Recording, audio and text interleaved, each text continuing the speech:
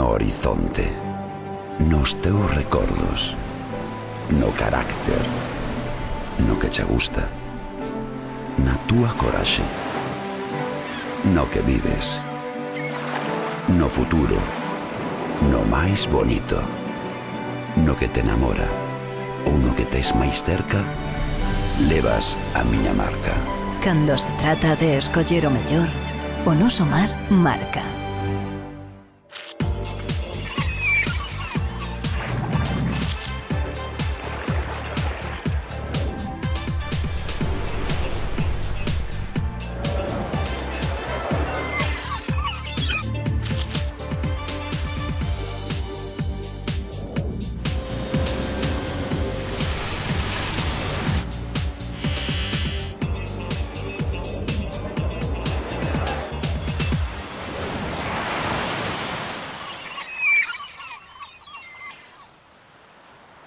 Ola, moi boas, damoslle a benvida a unha nova edición de Informar, na que lles falaremos do arranque da actividade marisqueira en Noia e tamén das previsións de cara ao inicio da campaña de libre marisqueo que arrancará en outubro. Estes temas e máis hoxe aquí en Informar. Comezamos.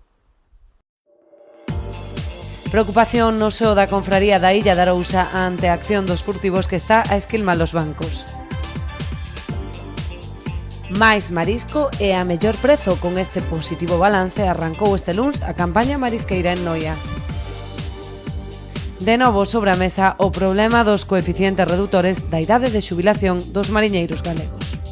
Comezamos o noso Informar desta semana falándolles da situación que está a vivir a confraría da Illa de Arousa cos bancos esquilmados pola acción dos furtivos. Hoxe collenos ás 4 da mañán con 2 capachos de ameixas e non collen só o grande, sino que collen o pequeno. Non só lle jode a campaña deste ano, sino que tamén lle jode a campaña de anos venideiros, porque esa zona queda esquirmada, hai que volver a regenerar esa zona, a botarlle marisco, con consecuencia do coste económico que teñen que aportar as mariscadoras.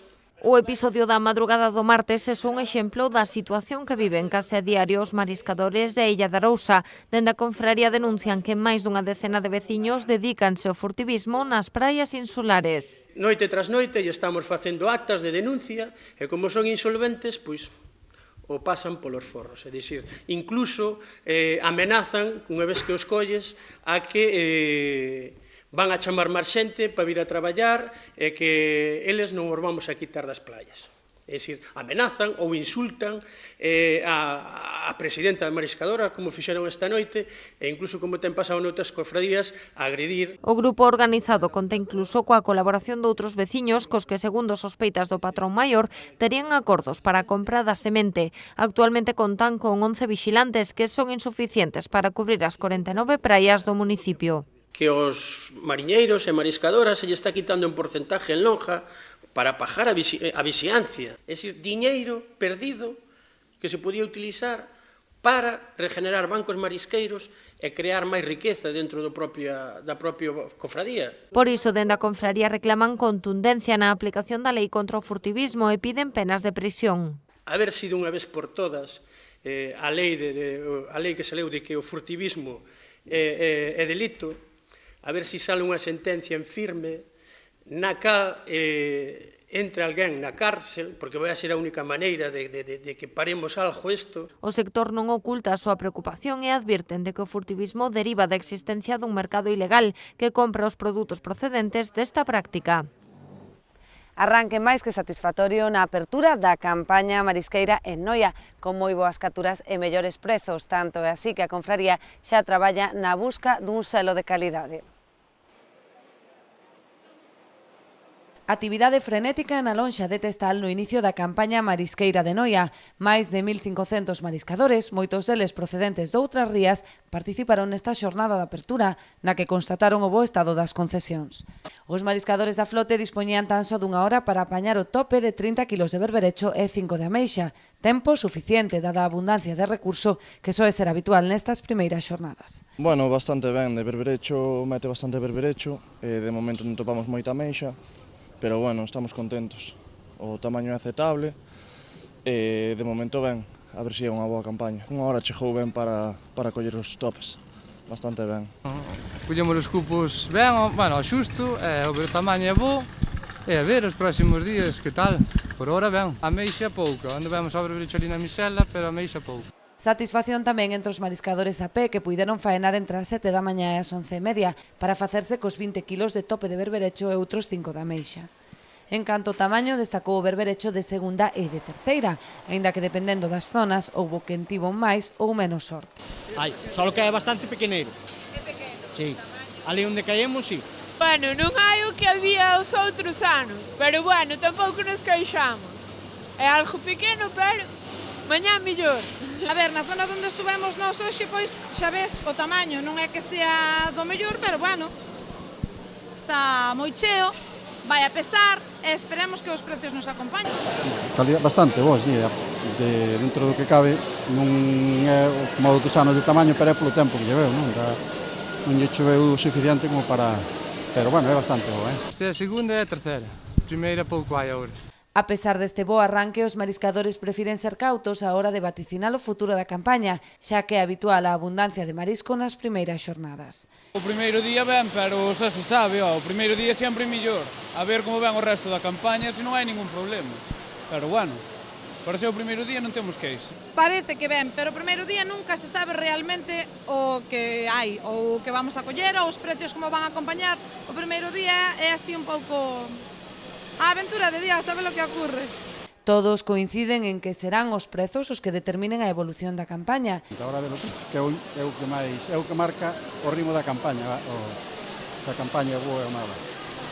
Dende a directiva do Pósito confían en superar os 10,5 millóns de facturación do pasado exercicio.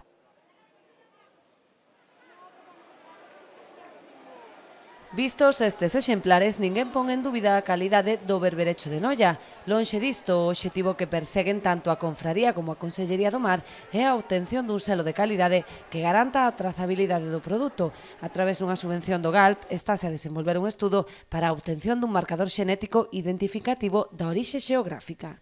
Eu quero agradecerlle á Cofradía de Noia que tuvera a iniciativa de abordar este proxecto e tamén aos profesores Manolo Rei e o profesor Quintero a implicación que están tendo á hora de desenvolver este estudio xenómico que permita identificar se é posible a separación do berberecho de Noia ao resto do berberecho.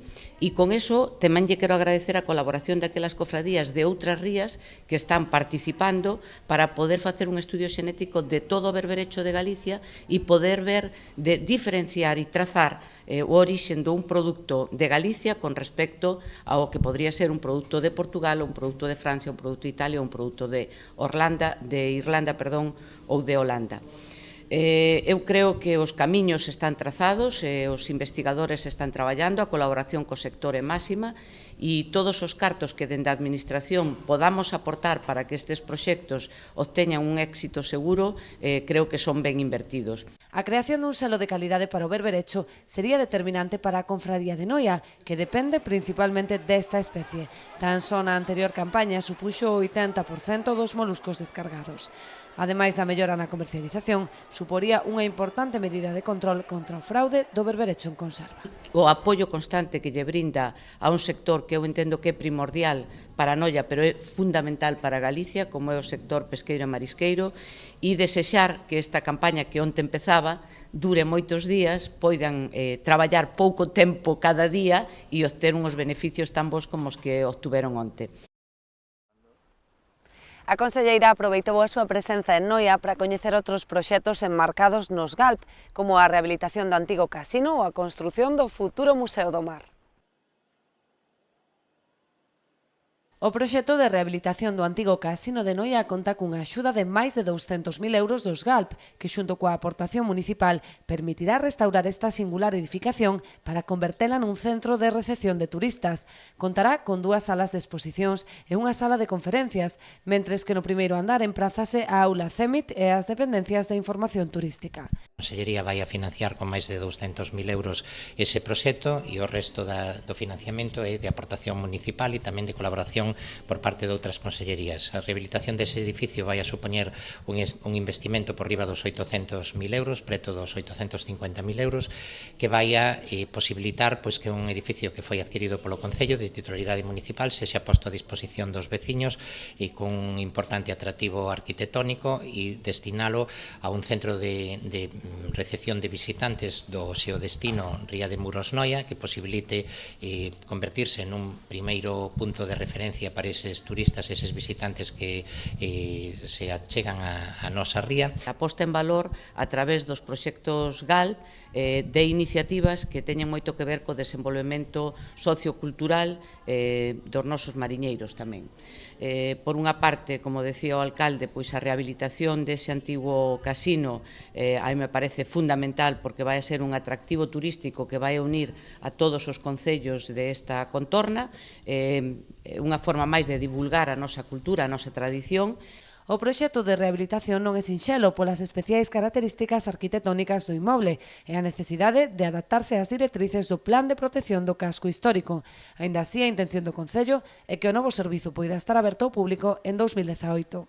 Paralelamente, a Consellería financiará tamén no marco dos GALP a construción do novo Museo do Mar cunha axuda de 200.000 euros.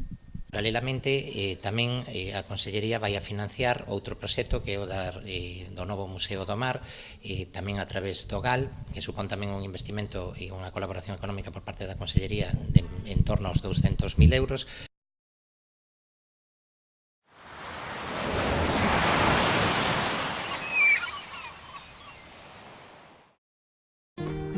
Eu confío na conservación e o respeto ao medio ambiente.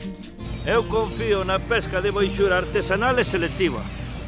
Eu confío no traballo feito con esmero e agarimo. Eu confío no mellor sabor e na máxima frescura. Confía na calidade e busca este distintivo. Pesca de rías, de onde senón. As previsións para o libre marisqueo a 2 semanas da súa apertura non son demasiado optimistas. Os patróns maiores están á espera de reunirse coa Consellería para coñecer o estado dos bancos. Ante a inminente apertura da campaña de libre marisqueo, os ánimos de algúns patróns andan revoltos debido á falta de resposta da Xunta ás súas peticións de rexeneración da ría de Arousa, o que provocou que mesmo se alertase da posibilidade da desaparición do libre marisqueo pola falta de produción.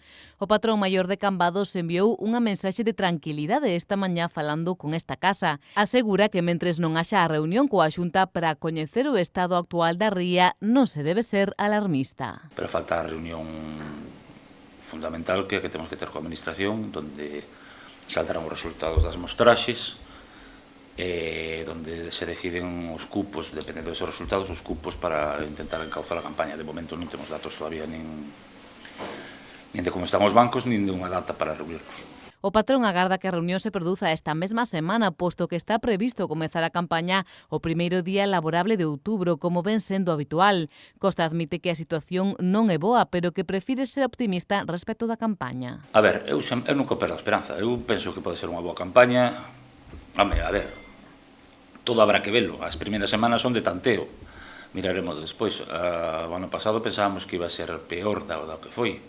Tampouco foi para tirar cohetes, pero miraremos. É que moi aventurado, estamos en unha época en que dar un pronóstico así é unha lotería. O patrón asegura que as confrarías pediron en tempo e forma a Administración unha rexeneración da ría, pero non se fixo aducindo a Xunta motivos técnicos. Con respecto ao traslado de mariñeiros a outras rías, Costa afirma que as causas son económicas. É unha cuestión de oferta e demanda e, máis que nada, é unha decisión comercial ou empresarial dos armadores. Este ano houve un efecto chamada para traballar na ría de Noia, que provocou que moitos mariñeiros nosos que se vayan para lá. É un problema que se leva repetindo xa durante moito tempo. Tamén supoño que habrá problemas en portos destinos, eso xa é cousa de cada un. Pero hai un éxodo de xente que se vai na campaña de libre marisqueo aquí para outras zonas. O marisco que hai na ría é pouco e hai menos aínda de tamaño comercial, cando menos iso veñen de apuntar os mostreos que se están a realizar dende as confrarías arousás. No Boído, pois, dixanos que hai algún reclutamento, pero que é pequeno. En Cabío, nos dixo o patrón maior de da Puebla que non había casi nada, nos muestreos que fixo el.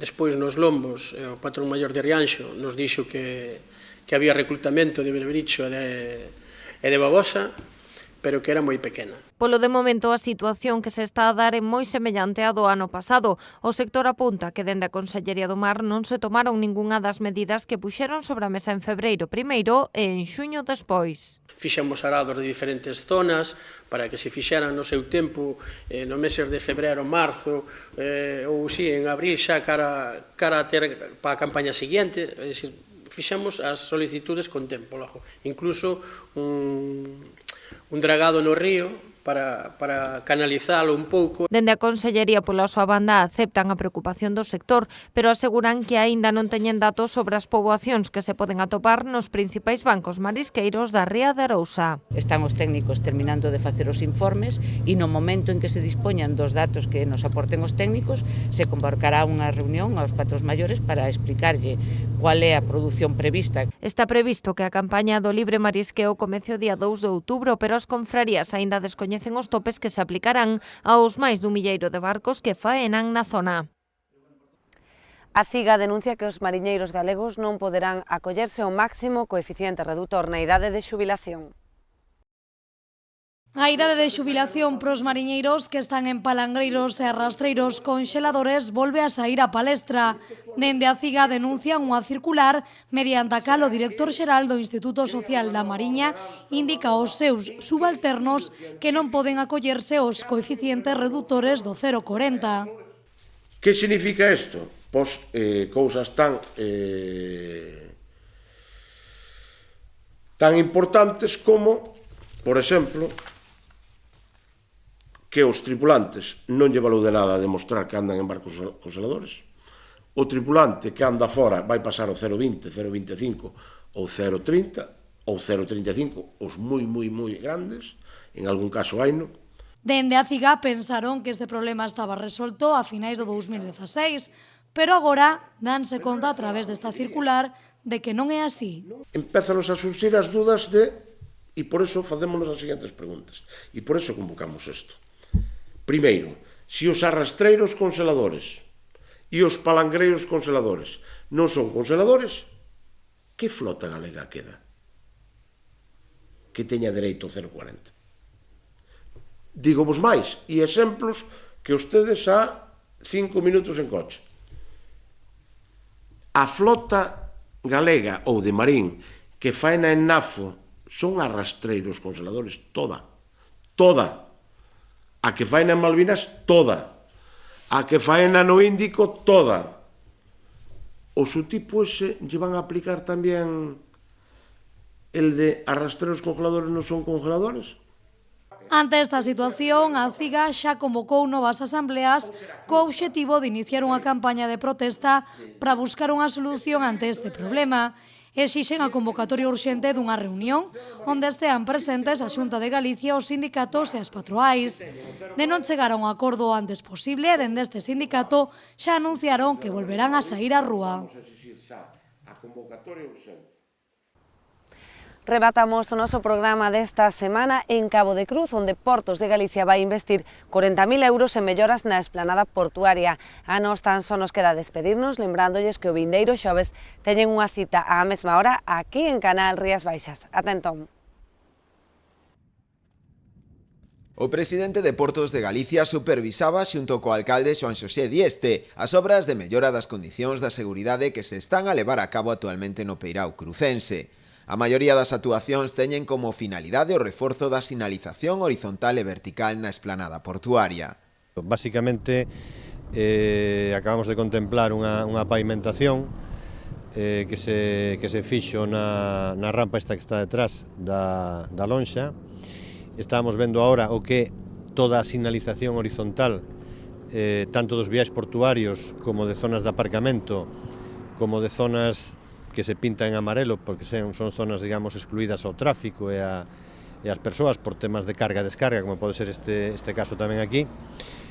Son 103 plazas de aparcamento as que resultan e despois tamén, por suposto, outros traballos que están facendo como reposición de de anillas para amarrar embarcacións ou sempre tamén as necesarias orelletas das escaleiras de gato que hai para acceder ás embarcacións.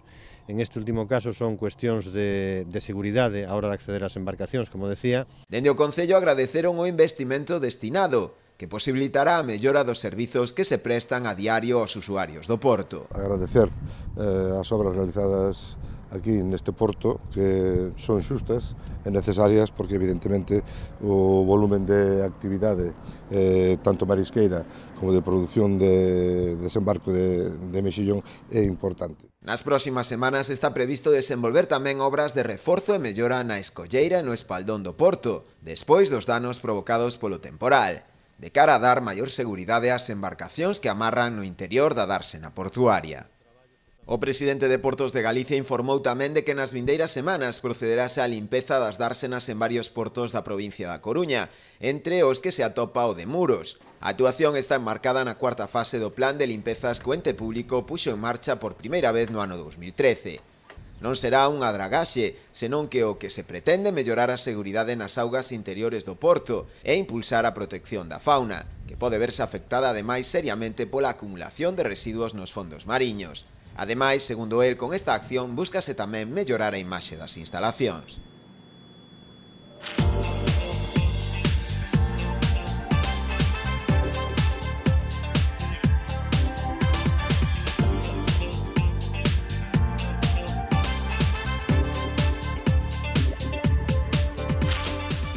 No horizonte, nos teus recordos, no carácter, no que che gusta, na túa coraxe, no que vives, no futuro, no máis bonito, no que te enamora ou no que tes máis cerca, levas a miña marca.